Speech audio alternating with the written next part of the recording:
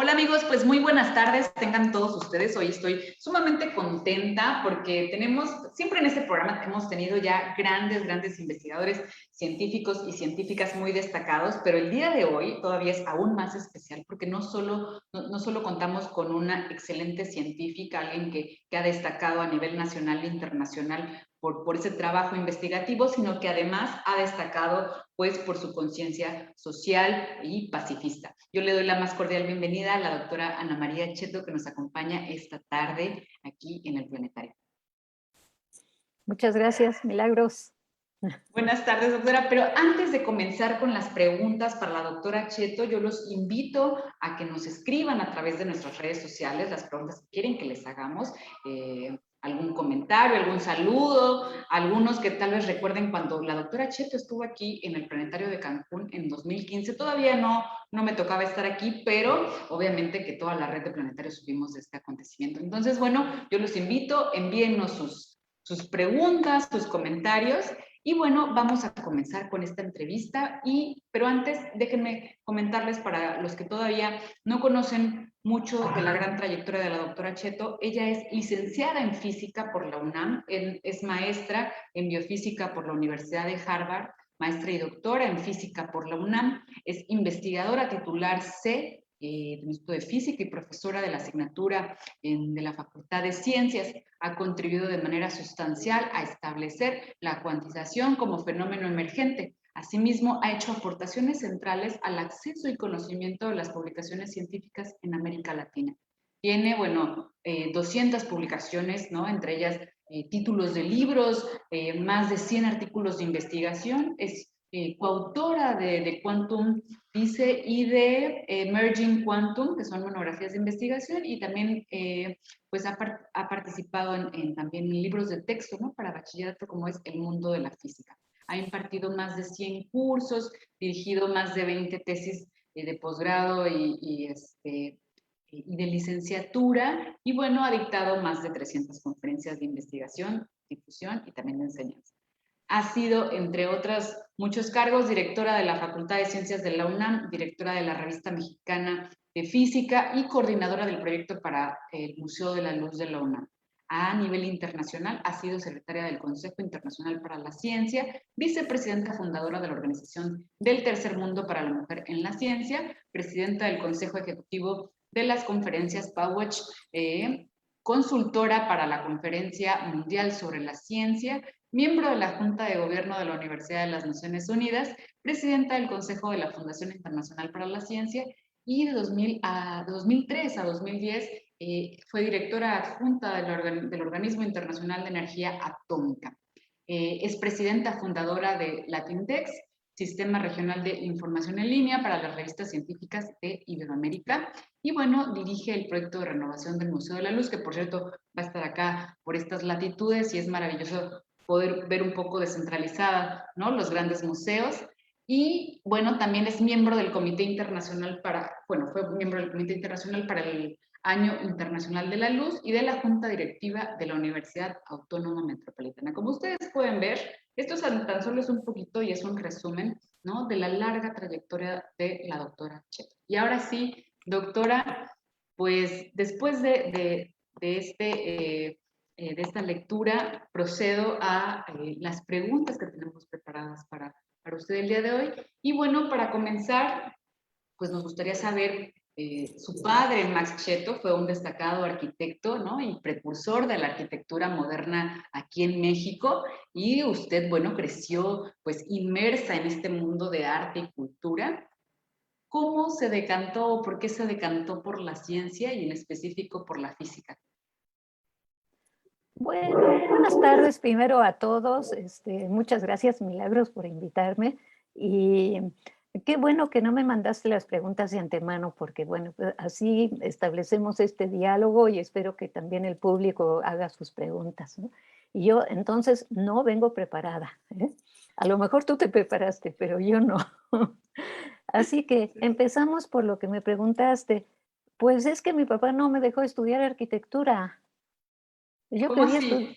estu yo quería estudiar arquitectura, me encantaba y me sigue gustando, así como a mi hermana también, ¿verdad? Que está más cerca de ustedes. Pero, Mi papá dijo que es una profesión donde el medio es muy difícil, el medio profesional, que nos desaconsejó.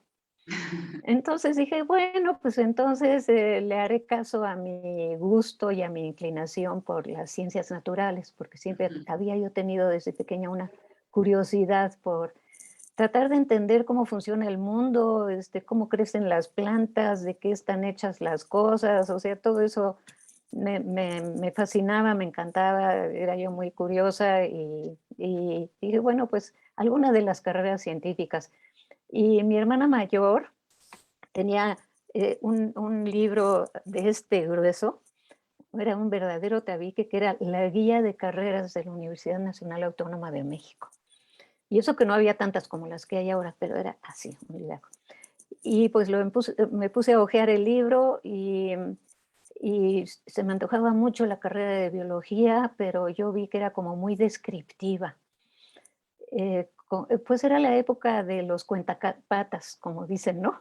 Se dedicaban así a contar las patitas de los bichos. Dije, no, esto no me parece tan interesante, ¿no? Y así, pues, seguí leyendo las carreras. Yo estaba buscando en realidad la carrera de geólogo, porque siempre me ha parecido muy interesante la geología, eso de entender cómo se han formado las diferentes capas de la Tierra, como cuando vas por una carretera y ves todos esos estratos, ¿no? Dices, esto debe contener mucha historia, ¿no? La historia de nuestro planeta. Pero pues no existía la carrera de geólogo, existía la de ingeniero geólogo, pero yo no quería ser ingeniera. Entonces, bueno, pues así caí a la carrera de físico, ni modo. Y aquí sigo. Así pasa, ¿no? Uno, Exacto. Y digo, bueno, ha sido bastante revelador, ¿no? Que no quisiera su padre que usted fuera arquitecta, ¿no? Pero bueno, también usted se sintió cautivada, ¿no? Por la naturaleza, por las ciencias sociales y a partir de eso, ¿no? Pues usted decide estudiar física, pero me gustaría también saber si en algún momento también su padre tuvo cierta inclinación, o sea, o tuvo algún consejo para usted respecto a alguna carrera científica, o solo simplemente fue no arquitectura. no, bueno, mi papá no era de los que daban consejos así de, haz esto, no hagas esto, ¿no? Simplemente, bueno, pues él dijo, sí, mira cómo no ha sido fácil, ¿no? Para mí, moverme en el medio de los arquitectos no es sencillo, y sí, nosotros lo vimos. Pero lo que sí hacía mucho nuestro padre era, inducirnos a ciertas lecturas o platicarnos de las lecturas que él hacía y las preguntas que a él le salían de esas, le surgían de esas lecturas. Entonces, cuando él se dio cuenta de que a mí me interesaba entender cómo funciona el mundo físico, eh, se acercaba a mí con preguntas de cosas que había leído él, porque era una persona que leía muchísimo, era muy culto. eh, y recuerdo todavía varias de esas pláticas, de esas conversaciones que tuvimos y de las preguntas, las observaciones que me hacía. Por ejemplo, una que a mí me marcó muchísimo recuerdo inclusive la escena donde estábamos enfrente de unas rocas, porque vivíamos nosotros en el Pedregal, y las rocas, bueno, tú las ves un día, las ves al día siguiente, las ves un año después y siguen siendo exactamente las mismas, igualitas, mientras nadie las destruye, ¿verdad?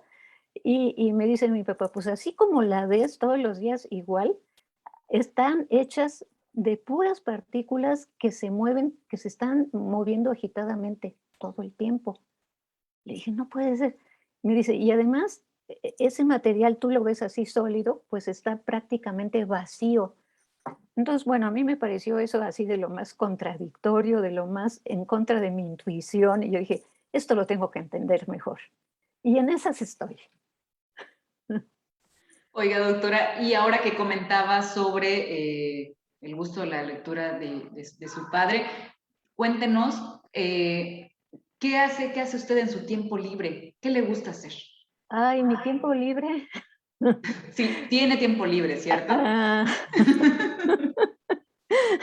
no, es que, no sé, yo tengo un grave defecto y es que esa curiosidad me ha llevado a hacer otras cosas, ¿no? Ujú. Que me parece que son interesantes, que en donde quizá puedo contribuir a hacer cambios, donde siento que hace falta cambiar algo y me voy metiendo y me voy metiendo y el resultado es que se acaba el tiempo libre, se agota, ¿no? Entonces, si te platicara yo lo que es un día normal hoy en día, ¿no? Que empieza a las 7:30 en una reunión internacional y luego una conferencia y luego una reunión de la Sociedad Mexicana de Física y luego mi trabajo de investigación y luego, no, no, no, el tiempo libre, mm, pues cuando se va uno ya a dormir, ¿no? Y cae uno bien dormido. O sea, pero sí, sí, sí, lo uso el tiempo disponible, no sé si llamarlo libre, pero disponible, lo uso sobre todo en la cocina y en el jardín. Es donde más me gusta estar cuando no estoy lo que es propiamente el trabajo ahora en casa, ¿no? Bueno, pues es una de las ventajas del confinamiento, que puede uno tomarse esos, digamos, esas distracciones o esos lujos, como quieras verlo, y que son un complemento, pues, muy bueno, muy saludable y productivo, además, un buen complemento al trabajo por el que le pagan a uno. Que, por cierto, una vez que te pagan, cuando tienes un puesto fijo, que es la gran ventaja que tenemos nosotros, ¿no?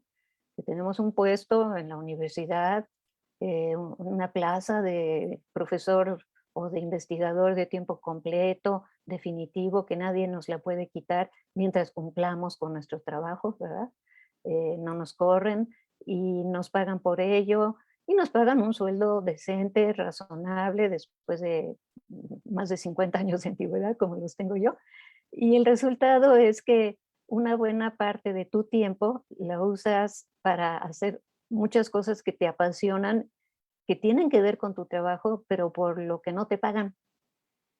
Entonces sí te da mucha libertad esa situación y puedes hacer cosas que van más de acuerdo con, pues, con tus inquietudes o con tus valores o con lo que quieres hacer tú en beneficio de un cierto grupo o del ambiente, o en fin. Tenemos en ese sentido los investigadores un enorme grado de libertad, ¿no? Y que lo usamos pues en un buen sentido, ¿no? Somos de los científicos que sí trabajamos, porque, ay, hoy en día hay tanta campaña, ¿no? Sobre todo en las redes, no, si es que los científicos nomás se dedican a viajar y a gastar no sé cuánto en hoteles de lujo. No, nosotros no. Estamos aquí encerrados trabajando y cumpliendo con nuestro trabajo. Así es, doctora Cheto. Y bueno, uno de sus grandes trabajos que usted ha trabajado ya largos años es justamente en el museo y ahora en la renovación del Museo de la Luz, ¿no? Y que ahora va a estar por acá, por estas latitudes. Y bueno, pues a través de esta experiencia de haber sido coordinadora y de dirigir ya la renovación, ¿cómo podemos impulsar a que los museos de ciencia y planetarios puedan Sí. acceder a financiamiento a largo plazo, doctora? Uy, ese es un tema complicado. Ahorita financiamiento a largo plazo para cualquier cosa está en tela de juicio, está puesto en duda, ¿no? Sobre todo, y no solamente en nuestro país, en todos los países de la región. Bueno, solamente hay que asomarse al informe de la CEPAL, ¿no? Que es un informe muy veraz y muy completo y desgraciadamente con, pues, malos augurios para la situación económica de nuestros países, cuando menos a corto y mediano plazo. O sea, sí, entre de por sí la situación económica más bien bastante degradada que se estaba sufriendo en nuestros países y encima la pandemia y todas sus secuelas, conseguir financiamiento público ahora está muy difícil, vamos a tener que tener mucha paciencia. Y seguir trabajando nosotros en lo que se pueda, porque eso no nos debe detener, ¿no? Tú hablas del Museo de la Luz. Bueno, Tú sabes que nosotros hicimos el Museo de la Luz original, Ujú. el que montamos en lo que era la iglesia de San Pedro y San Pablo, en el centro histórico. Después nos corrieron de ahí porque justamente, pues Iturbide, ahí es donde que se quiso coronar, ¿verdad? Cosa que nos fue recordado ayer, ¿verdad? En el 200 aniversario de su entrada a la capital. Y nos corrieron porque cuando se cumplieron los 200, el bicentenario, hace algunos años, en el año 2010, el bicentenario del inicio de la independencia, pues las autoridades decidieron que ese museo debía convertirse en el Museo de las Constituciones, porque ahí se había firmado la Constitución de 1824, la primera. Bueno, pues entonces nos fuimos al edificio de enfrente, bueno, en la contraesquina, que es una parte del edificio precioso de San Ildefonso, del Colegio de San Ildefonso, donde antes estaba la Prepa Nacional y que sigue perteneciendo a la Universidad Nacional Autónoma de México. Entonces nos mandaron al patio chico, que había estado ocupado hasta entonces por la Filmoteca de la UNAM. Y pues ahí se instalaron todos los equipos del Museo de la Luz, los que habíamos diseñado para el otro edificio, y ahí siguen, solo que está cerrado en este momento. Mientras tanto, desde el año 2014 empezamos a trabajar en la renovación por encargo del rector de la UNAM y estuvimos trabajando desde aquí, desde la Ciudad de México, pensando todavía en que se renovaría aquí, en la Ciudad de México. Pero de repente cuando hubo cambio de rector, pues el nuevo rector decidió que no, que debía irse a otra ciudad y el entonces gobernador del estado de Yucatán, Rolando Zapata Bello, dijo, sí, yo lo acepto aquí, fantástico. Y asignó un terreno, etcétera. Se lo dio a la UNAM, de hecho lo consiguió el permiso para poder donárselo a la UNAM con el compromiso de que se construyera ahí el museo. Mientras tanto, ya me distanciaron del proyecto de renovación del Museo de la Luz, yo ya no formo parte de él, y tengo entendido que pues no se ha avanzado mucho, lleva ya algún tiempo ahí, pero el proyecto tengo entendido que sí sigue. Ojalá y, y se haga, porque yo pienso que sería buenísimo que se pudiera descentralizar y se pudiera hacer un museo ya con otras características, que siga siendo el Museo de la Luz, pero situado en el contexto, ¿no?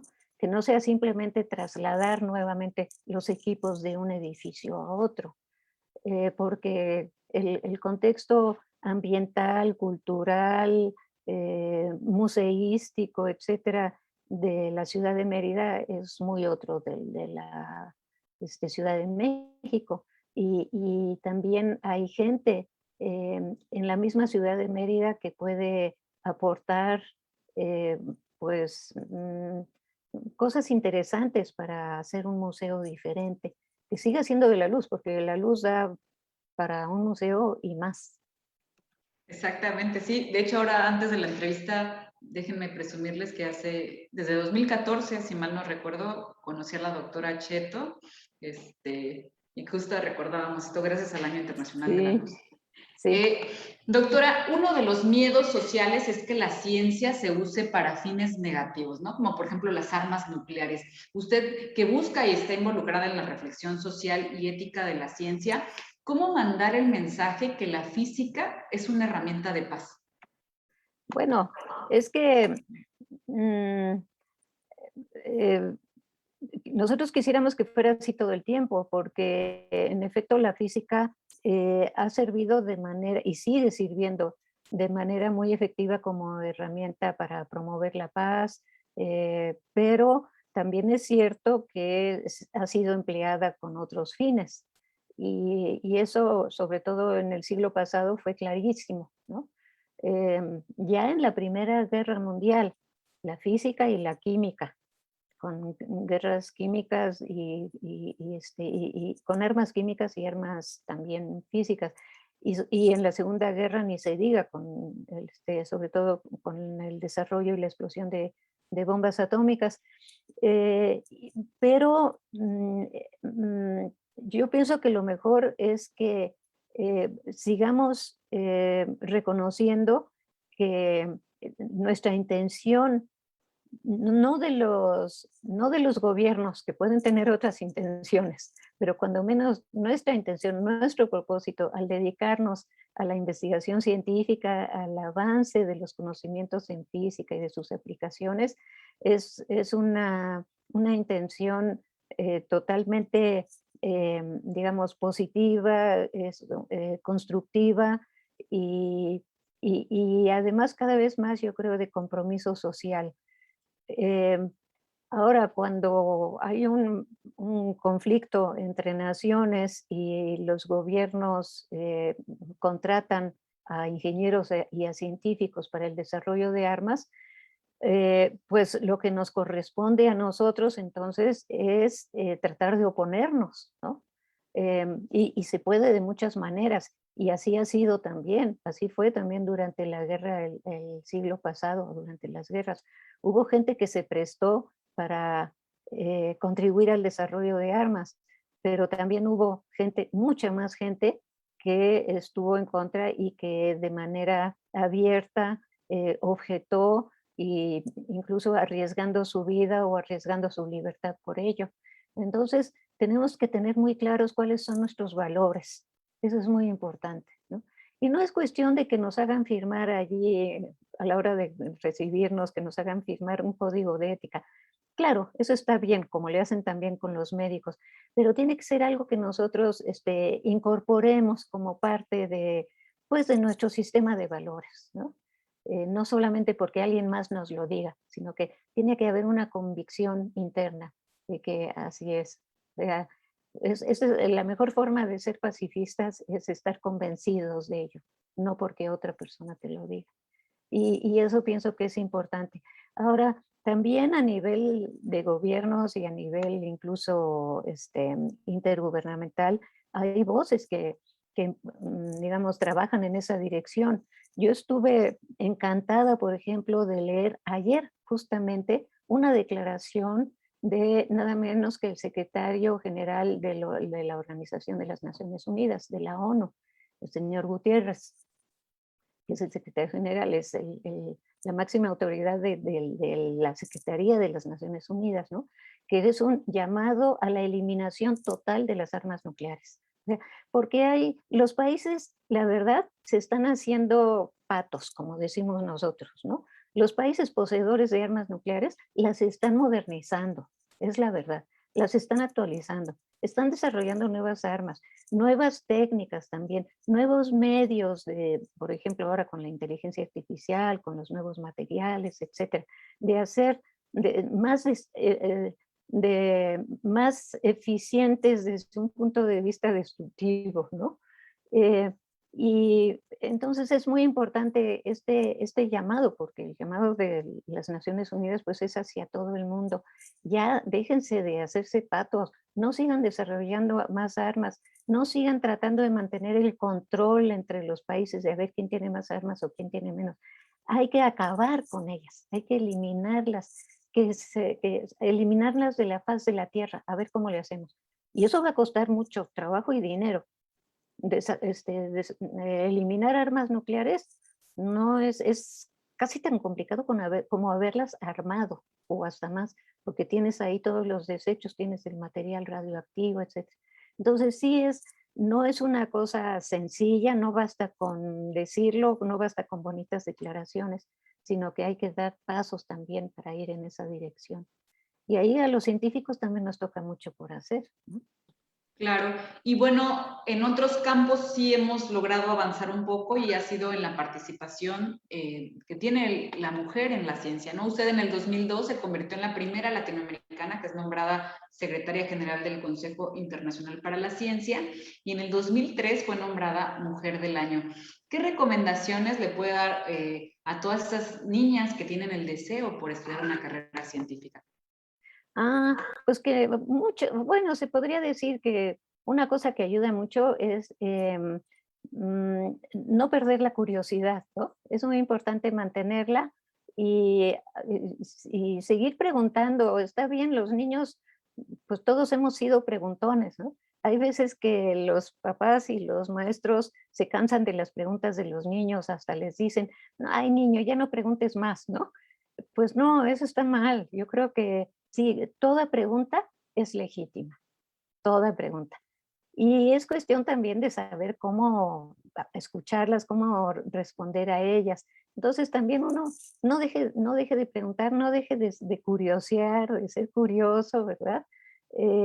Esa es una, de preguntarse acerca de, no solamente de, como yo lo mencioné antes, de cómo funciona la naturaleza, sino también cuestionarse si lo que uno está escuchando de los mayores, de los adultos, o de los hermanos mayores, o lo que uno está leyendo más adelante, lo que está leyendo en la prensa o ahora en las redes sociales, en el WhatsApp, en el Twitter, en el Facebook, etcétera, de veras es cierto. Eh, Sentarse, ponerse a pensar, y cuestionarse siempre, no en el mal sentido, no en el sentido de dudar de todo, de decir esto está mal, sino tratar de realmente hacerse su propia idea y su propia imagen de si eso puede ser cierto o no, ¿no? Eso es muy importante porque no todo es veraz, no todo es legítimo lo que uno lee. Y uno se tiene que ir formando un criterio.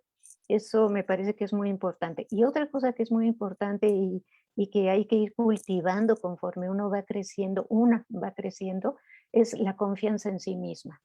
Ahí también, claro, los padres, los hermanos, los maestros pueden ayudar mucho, pero también a las, sobre todo las chicas, no pierdan la confianza en ustedes mismas, no se dejen por los chicos o por los mayores cuando les dicen, ay, tú no sabes, o tú no sirves, o tú no vales. No, no, no, nada de eso, ¿no? Este, hay que aprender a valerse por sí misma, pero también hay que aprender a reconocer ese valor. Y ahí sí, la mujer ha estado muy, muy en desventaja históricamente. Incluso se ve, por ejemplo, cuando se abre una convocatoria a un puesto, a una plaza, a un premio, a lo que sea. Se reciben solicitudes o propuestas o candidaturas de hombres y de mujeres. Y siempre las mujeres como con más reserva, con más modestia, ¿verdad? Como que los hombres están acostumbrados a que ellos son los que sí la hacen, ¿no? No, pues nosotras la hacemos también y no tenemos por qué sentirnos menos.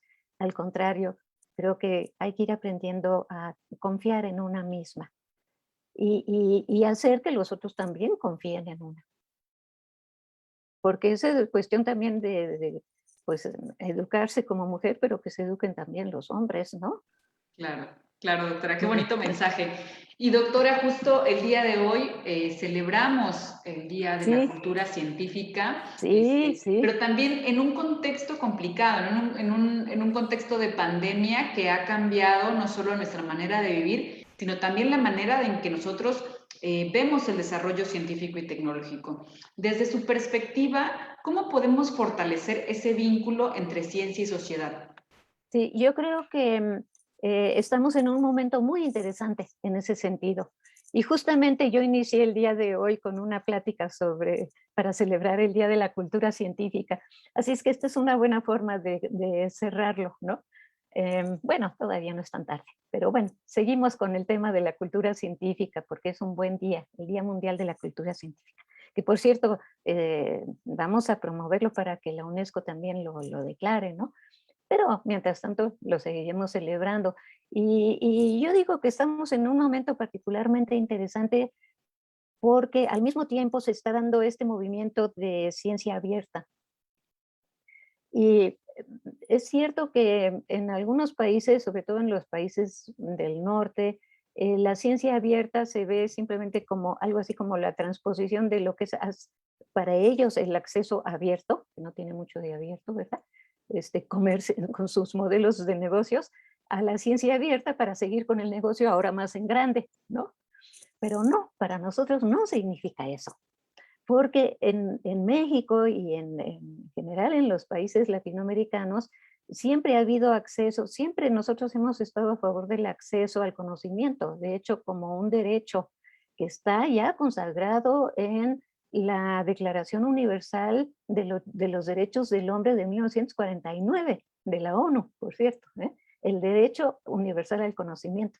Bueno, pues ahora lo estamos retomando, estamos diciendo, bueno, este derecho universal al conocimiento se tiene que plasmar, se tiene que concretar, y la forma de concretarlo ahora con los medios a disposición es abriendo pues todos los canales al conocimiento y la participación de todo el mundo para no solamente que tengan acceso al conocimiento ya producido, ya publicado, sino también tengan acceso a la producción misma del conocimiento o al intercambio de conocimientos. Para mí, la ciencia abierta significa eso, es una apertura de la ciencia también a, a otros actores, para un diálogo con otros sistemas de conocimiento, ¿no? Para revisar las fronteras entre lo que es el conocimiento científico, ya más, digamos, más probado, publicado, etcétera, y lo que son otras formas de conocimiento.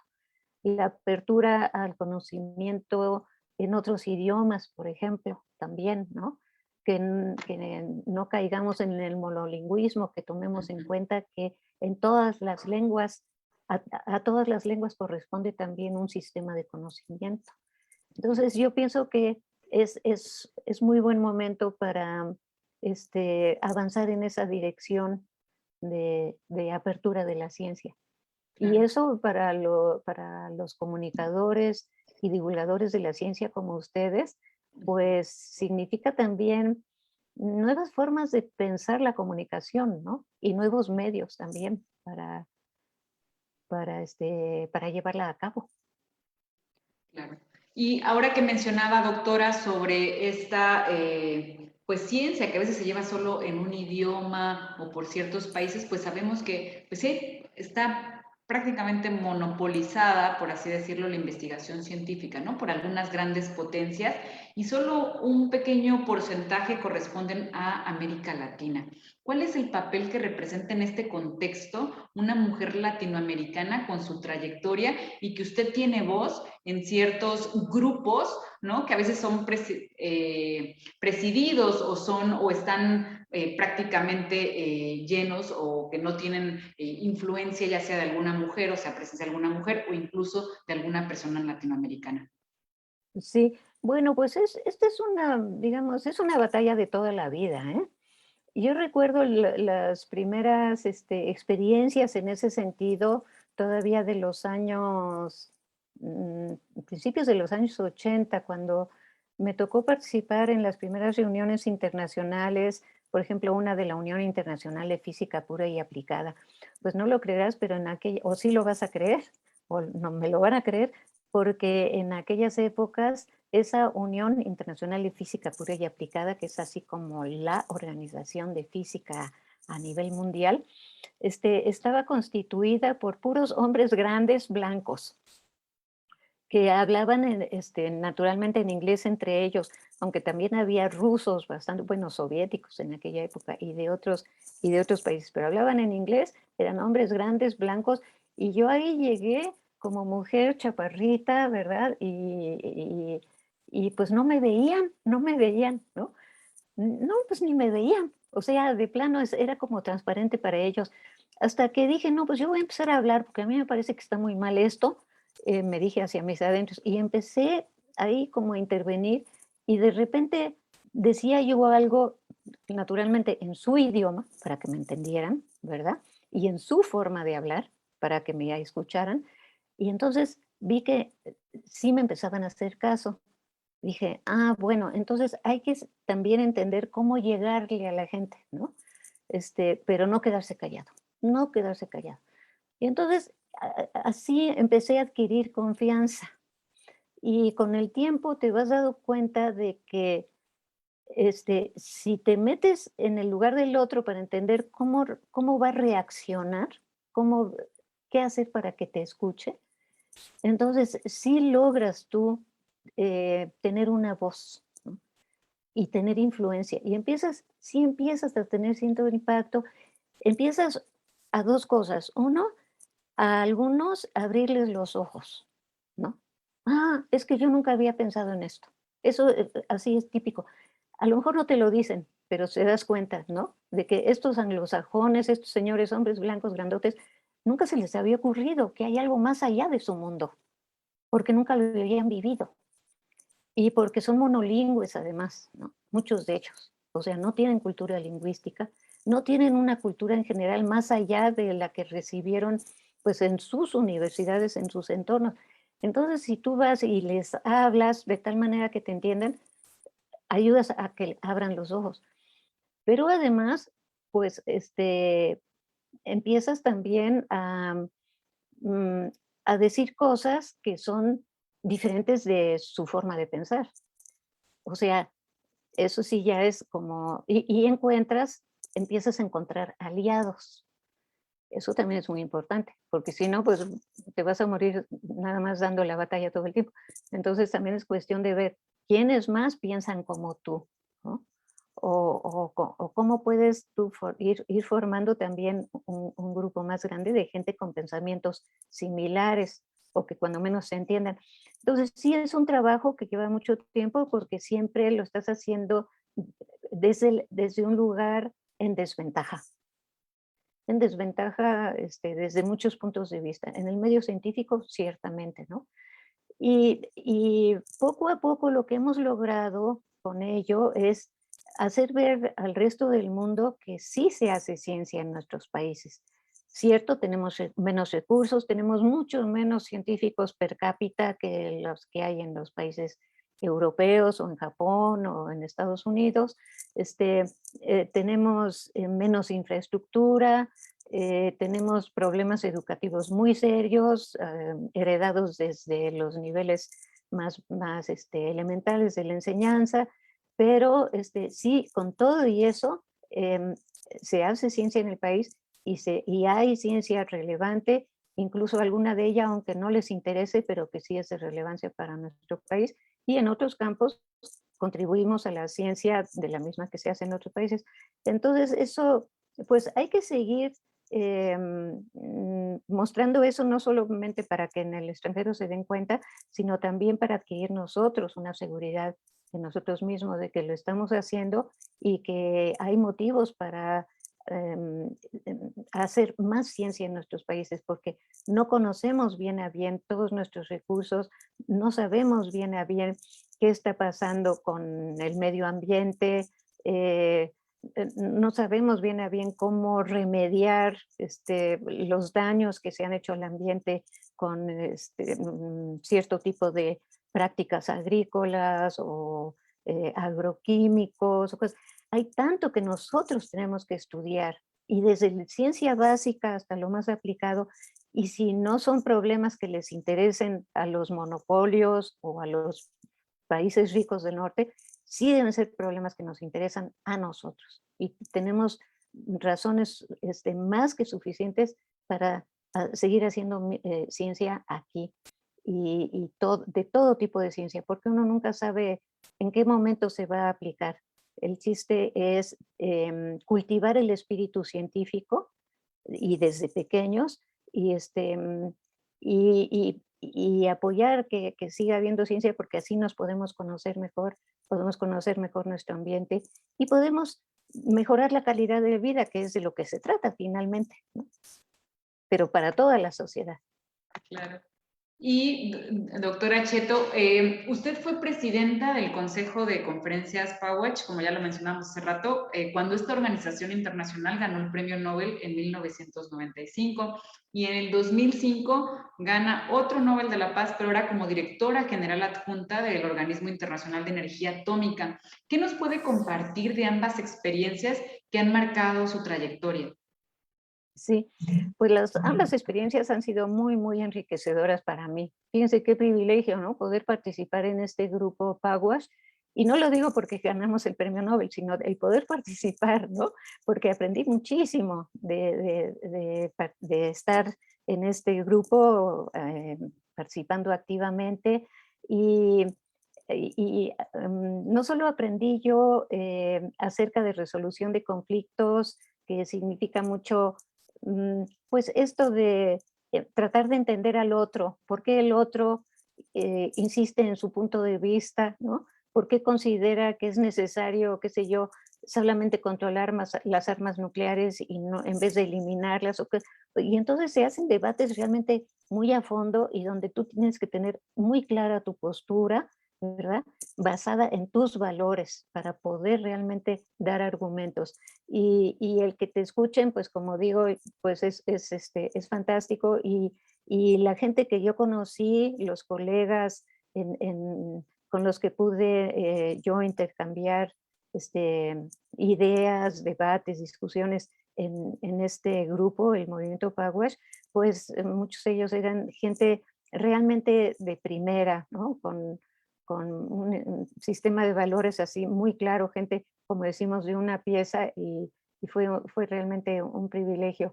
Este, y después, ese es un organismo totalmente no gubernamental, ahí la participación es voluntaria, si te invitan, ¿verdad? Y tú aceptas, pues todo es en plan voluntario, nadie te va a pagar y no cuenta ni siquiera para el currículum académico, nada de eso, ¿no?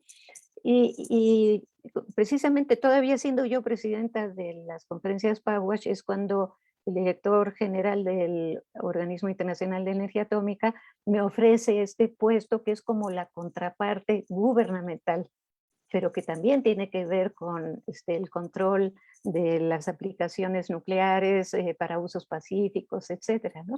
Entonces, como que es la otra cara de la moneda. Y fue muy interesante ese cambio porque los dos organismos, Pugwash y el OEA, fueron creados en 1957, nacieron juntos, ¿verdad? Y con fines muy similares, solo que uno no gubernamental y otro intergubernamental. Entonces en el OEA tú tienes que aprender también a negociar, a dialogar, etcétera, pero ahora sí con los representantes de los países miembros, con los diplomáticos, que si algo saben es eso, ¿no? A negociar y a convencer, etcétera, y a generar consensos y eso. Entonces para mí fue otra experiencia así muy, muy enriquecedora, se aprende muchísimo.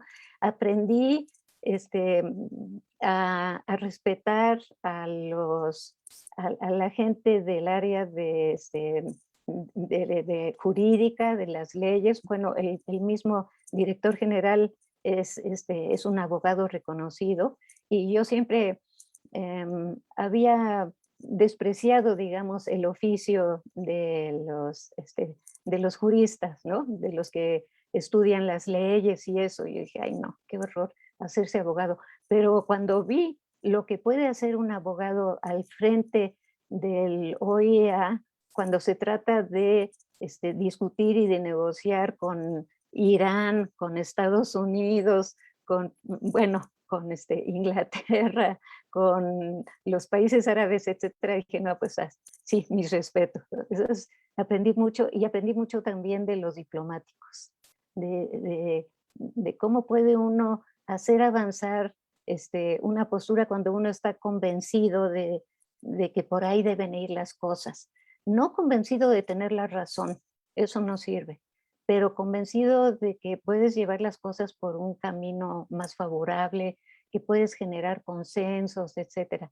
Entonces, lo que yo he visto, y lo vi desde que me metí a la interdisciplina cuando pasé de la física a la biología, es que siempre hay que respetar las otras profesiones, los otros oficios, los otros sistemas las otras culturas y los otros conocimientos. Y eso cuando tú eh, em, lo, te das cuenta, te percatas de ello, siempre sales ganando, pues no pierdes con escuchar al otro, no pierdes con darle la razón incluso, al contrario, siempre es ganancia.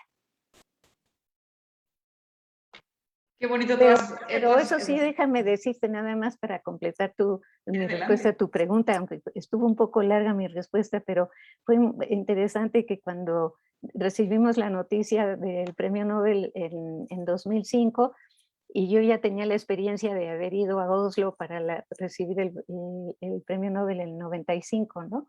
Este, mi primera reacción fue, caray, ¿cómo resulta más fácil ser partícipe de un segundo premio Nobel que acabar con las armas nucleares? O sea, ¿cuántos premios Nobel más se van a necesitar para que se eliminen las armas nucleares? Eso es lo que no veo todavía, no lo veo en el horizonte. Y qué triste reflexión, doctora, pero bueno, le agradecemos por haber compartido todos estos aprendizajes que nos comentó. Y tenemos muchos saludos, doctora, preguntas. Voy a comenzar con algunos de ellos. La nutróloga Rebeca, que mandamos saludos, saludos de parte de Amaury y Chay Pardo, del Club Juvenil de Ciencia No Somos Nerds de Cancún. La recordamos con mucho cariño. Dice Amaury, y feliz Día del Divulgador. Nos dice Pati Santos, saludos a Pati Santos, dice saludos a la doctora Cheto, que siendo directora de la Facultad de Ciencias, apoyó solidariamente al equipo de buceo de la facultad, del que yo era directora en ese entonces. Ese equipo subsiste por las autoridades que, como ella, valoraron nuestro trabajo. Por acá pregunta, nos dice Laura Rojo, recuerdo con mucho aprecio su visita al Planetario de Cancún en 2015 y quisiera saber cuál de sus posiciones a lo largo de su destacada trayectoria ha sido más satisfactoria para usted y por qué. Saludos a Laura y saludos a todos los que mandan saludos y a los que no mandan saludos también. ¿Cuál ha sido más satisfactoria? Fíjate, Laura, que esa es una pregunta que no puedo contestar, porque sí es cierto que vas recibiendo satisfacciones así a lo largo del camino, pero es una palabra que como que a mí no me acaba de satisfacer. O sea, lo que quiero decir es, siempre estoy buscando quizá hacerlo mejor o seguir contribuyendo en el camino y no sé, a lo mejor algún día si me jubilo voy a decir, bueno, ahora sí estoy satisfecha, pero todavía no lo estoy.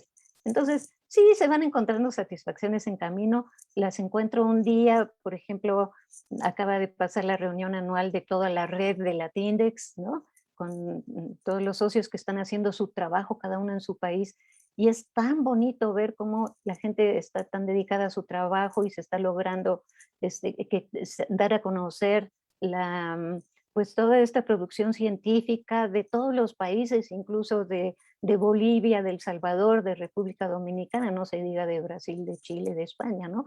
Dices, bueno, pues qué bonito. Y eso claro que me causa satisfacción, pero también me causa satisfacción descubrir el porqué qué sé yo, del fenómeno cuántico, ¿no? Pues también hay un salto de alegría, ¿no? Entonces, sí, hay muchas razones para hacer. Cuando te metes a la ciencia y te metes a fondo, pues hay unos días que necesitas mucha paciencia y te frustras porque no te sale nada, y otros en los que pues te pones muy contento porque sí, ya descubriste algo o lograste algo, pero así es, así es. La satisfacción, así con letras mayúsculas, yo no sé si algún día llegue, pero sí hay muchas en camino. Y te van alimentando. Gracias, doctora Cheto. Por acá nos manda saludos Luis Miguel Rojas Ábalos, saludos y felicidades a la doctora Cheto. Eddie Ortega dice un gran saludo desde el planetario Yocolcap de Chetumal. A Mauri Pardo nos dice, como anécdota, yo siempre le he señalado como una de las culpables de que quisiera estudiar física, ya que una charla que dio en el planetario de Cancún, en la que me regaló su libro firmado sobre la luz, fue uno de los momentos que más me han inspirado. Saludos. ¿Y estudió física? Sí, pues, no, bueno, apenas está en proceso ¿Y no se ha arrepentido? Yo creo que no, yo creo que no, conociéndolo no. Dice Chay, doctora, yo la conocí cuando vino al planetario de Cancún cuando tenía entre 6 y 7 años. Nos habló de la luz y quedé fascinada. Desde ese día supe que quiero ser científica, aunque todavía no me defino en cuál rama.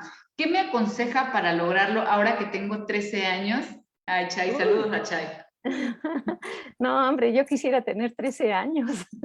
¿Qué me aconsejas tú para regresar a los 13 años? No, pues es que es muy difícil dar consejos, pero qué bien, me da mucho gusto. La luz es un campo inagotable, ¿eh? Es un tema que no se acaba. Bueno, no se acabó el Año Internacional de la Luz, seguimos con el Día Internacional de la Luz, y si te vas metiendo más y te vas adentrando en este tema de la luz, pues vas a encontrar muchas cosas interesantes, vas a descubrir nuevos aspectos de la luz, de los colores, de cómo se está usando la luz hoy en día, sobre todo a raíz de la fabricación de láseres cada vez más pequeños, cada vez más potentes. Eh, bueno, es absolutamente inagotable, y además lo bonito es que todos tenemos algo que ver con la luz, ¿no? Los artistas, los fotógrafos, los físicos, los químicos, en todos lados. La luz hasta para los invidentes la luz es importante. Eso es algo muy interesante.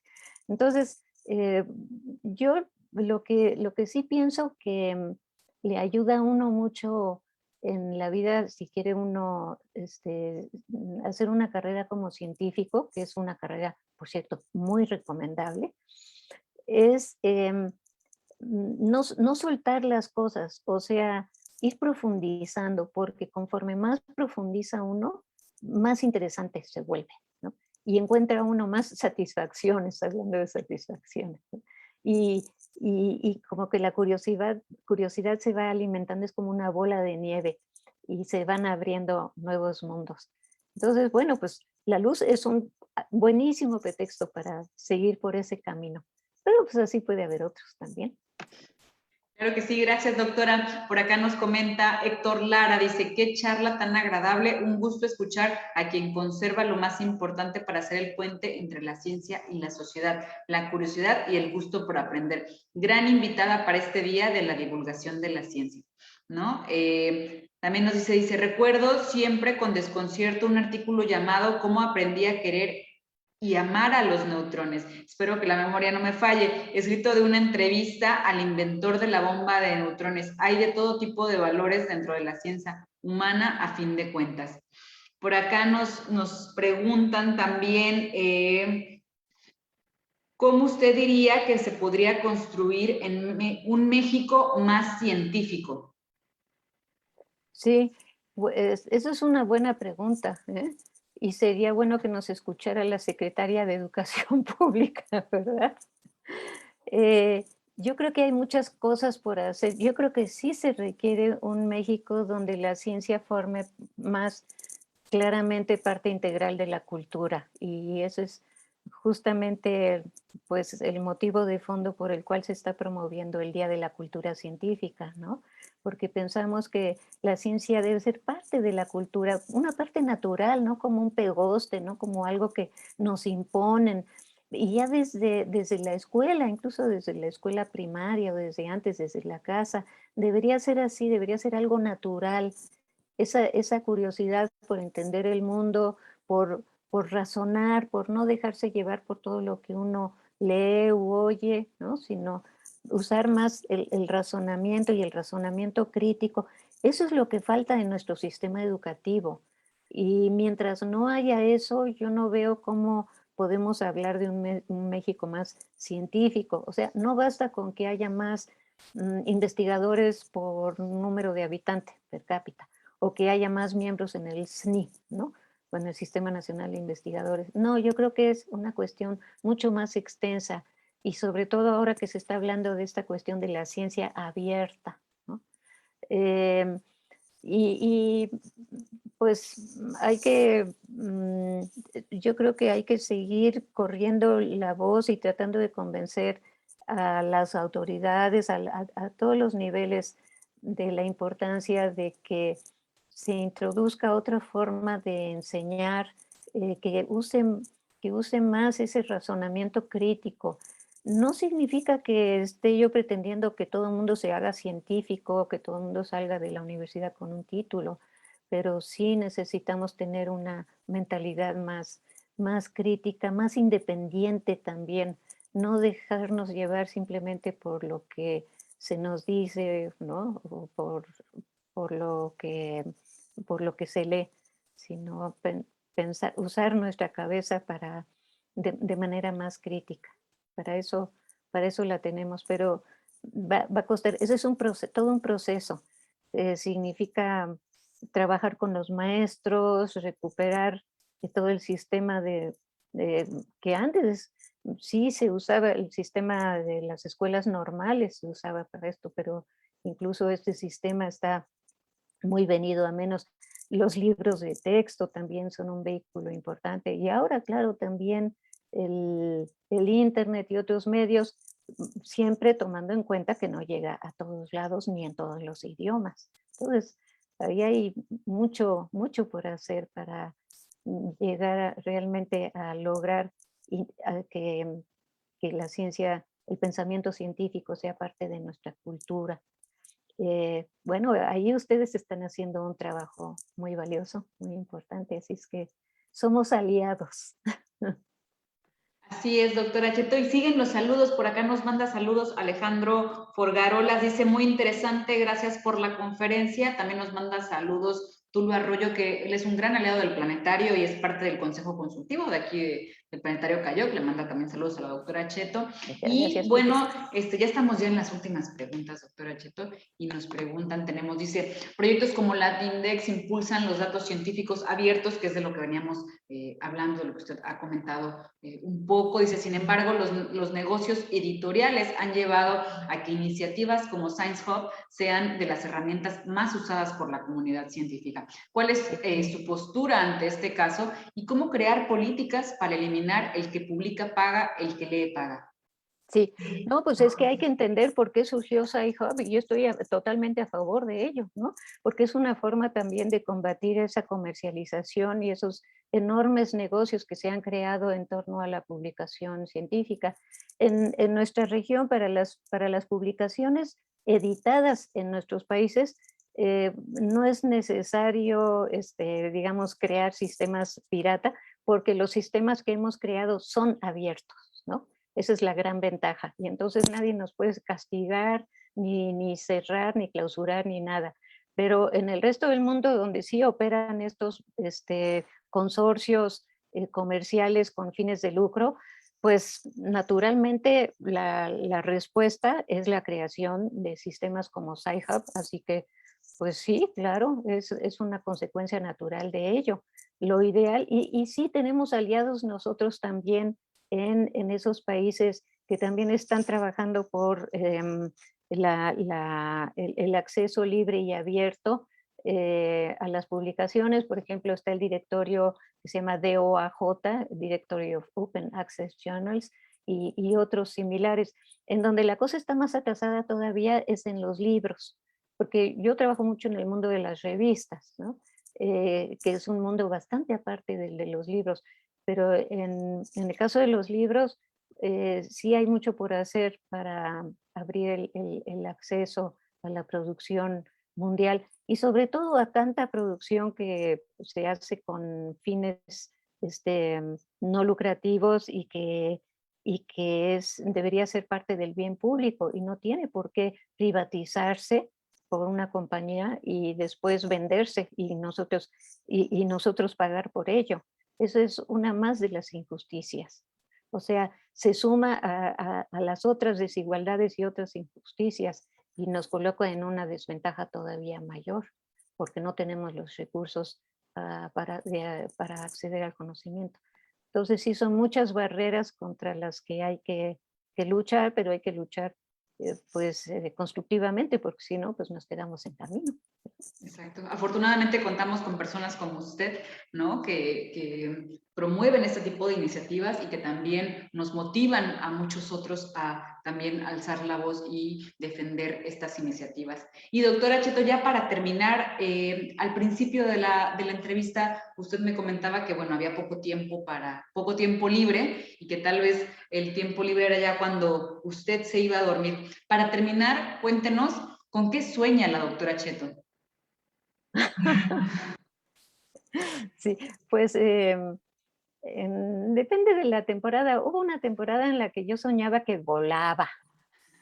Eso me encanta, ¿no? En varias ocasiones. Y, a veces ustedes saben, los sueños son tan reales que incluso después de haber despertado, uno sigue creyendo que fue real, ¿no?